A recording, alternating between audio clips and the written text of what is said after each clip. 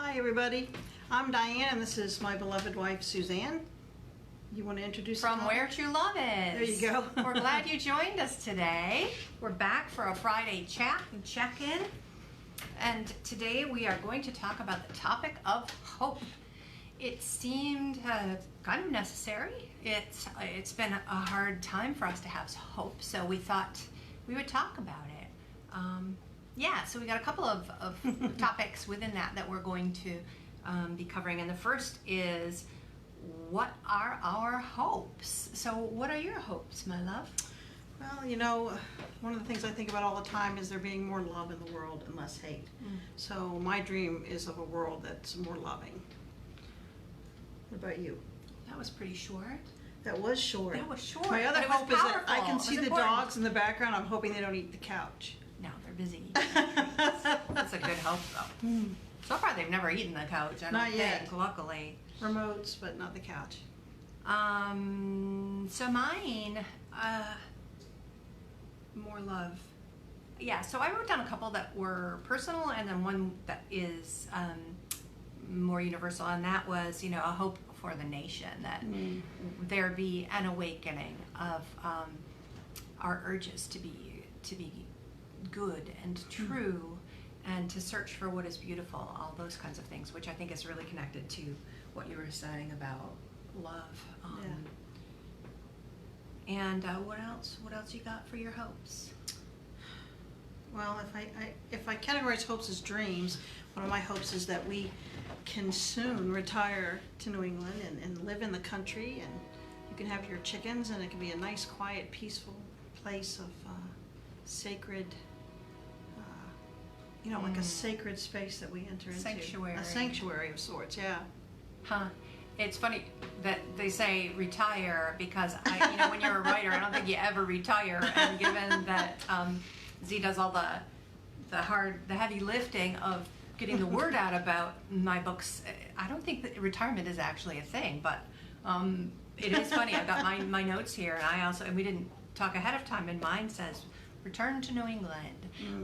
That right now we live in the Midwest for some very good reasons, and but our hearts are hungry for the ocean and a lot of what New England is and offers, and we've really missed it. So I think that being in pandemic and being kind of stuck in the house or stuck in isolation and not engaging in a lot of the social activities that we have kind of heightened that awareness, heightened our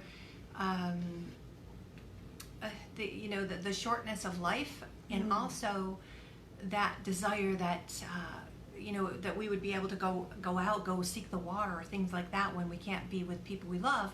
Then at least we could be out into nature in a different way. Where we are now doesn't have those same opportunities.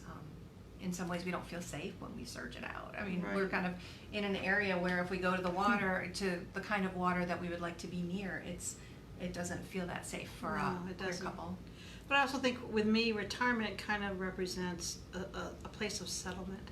Since my dad was in the military and my ex-husband was, we moved all the time. And I know that this isn't our final destination. And I thought that Massachusetts was. Yeah. And there was this settled feeling that comes to know that you're going to be in a region or area for a long time. That's something you've always wanted. It is. It really is. Just be able to settle and not move all the time. Yeah, that's understandable. So do you have another hope? No, I think, the future, and for the love to be more prevalent than hate. I'm always encouraging people to love louder, and I think to see the world enter into that's a big hope and dream of mine. I think for lots of us. So I had two other hopes. One is, I don't know if you can see that on I hope that this isn't some kind of bite from a brown recluse or something. My Dolce found noticed a spot on my arm, and so draw a circle around it. It kind of matches my shirt, which is handy. But yeah, so we'll hope that isn't a brown recluse bite. And I also have a hope for financial stability, and a lot of you probably do. The financial concerns are I think mounting given pandemic and the economic disruption. So again, being a writer is a weird economic situation. It's not, it's not a typical 9 to 5. You put in your hours, you go home and you make your salary or your hourly wage. So, then that we don't want a lot. We want a simple life, but not having to worry. And I know that's the same for a lot of you as well. Just that, not having to worry so much Right. is a hope for our lives that I hold. So the next question, what makes us feel hopeful? What's making you feel hopeful lately? Well, we're entering into fall, and I thought of not just right now, but I thought change. Seasons make me feel hopeful. Seeing people evolve and change makes me feel hopeful, where that's the opposite of stagnation. Yeah. So I think change is a big thing, and I love fall, and I love this season we're about to enter into. So I think seeing change and seeing these seasons representing that there is a possibility of change gives me hope. Yeah. Well, watching the Democratic National Convention, we didn't watch it from beginning to end each night, but we did see parts of it each night, and so much of that made me feel hopeful. I think that there was a focus on hope. So regardless of what your politics are or who you're planning to vote for, it's been hard. There's so much negative messaging. There always is in political seasons, political campaigns. This has been particularly trying, and to hear those repeated messages of hope and to be reminded that that America is made up of good people who want the right things, who want good things, and who search for goodness. That made me feel optimistic and hopeful. I was really grateful for that. Oh, I was too. Yeah. Yeah, it reinvigorated that hope that we have for our country and the people of our country, I think, and the world in general. Did you have something else that made you feel hopeful? This might seem weird, but I'm thinking what makes me feel hopeful is the past. Interesting. Because it makes me feel hopeful about the future, because I see obstacles that I've overcome. And, especially, the past 10 years has been the best time of my life. So to look back on that gives me hope, because I can look back and see times that I was hurting or times that I was sad, and now I'm so grateful for what I have. So looking at the past and seeing that evolution and seeing that gives me a lot of hope, the overcoming. That makes sense. Yeah, there's a lot of victories, so maybe looking back on victories is useful.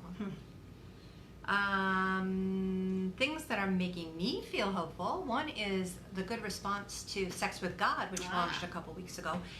And the feedback has been so phenomenal, and it gives me a lot of hope that that people can be helped through the words that I write down. That I try to open myself to what God has to say, and to think through how love manifests itself in our relationships. Right. And it gives me hope that it's making a difference, and that this book can continue to do good work and help people, which is awesome. Well, it's interesting that it started with so many attacks just on the title. That's true. And now that it seems like people are reading it, people said, just be calm, it's okay, people will read it. And I did, and I was able to settle into that now. Now those responses are generating a great sense of hope. Yeah. Yeah. For healing. Right. I think that there's healing in the words that you write, and I see people respond in ways that look like they're healing, so that's great. Right. There's lots of hope there.